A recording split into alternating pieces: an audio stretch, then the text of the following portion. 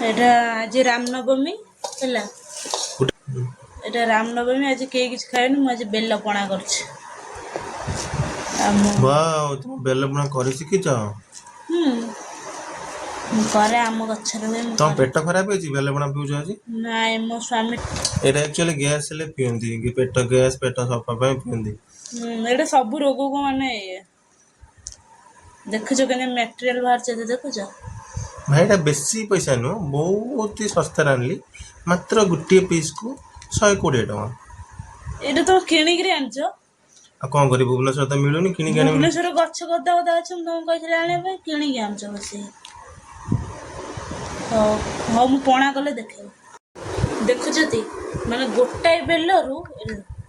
ବେଲରୁ ଏତିକ ବାହାରିଲା ଦେଖିପାରୁଛ ଏତିକ ବାହାରିଲା ଆମେ ପାଣି ଢାଳିବା ପାଣି ପକେଇବା କେତେ ଏତିକି ପାଣି ଦିଆହବ ଆମର ପଣା ହେଇଗଲା ରେଡି ଏ କଂସା ସହିତ ସ୍ୱାମୀକି ଦେବା ସେ ଢକ ଢକ କରି ପିଇବେ ନିଅନ୍ତୁ ସ୍ୱାମୀ ଆଜ୍ଞା ନିଅନ୍ତୁ ପିଇବେ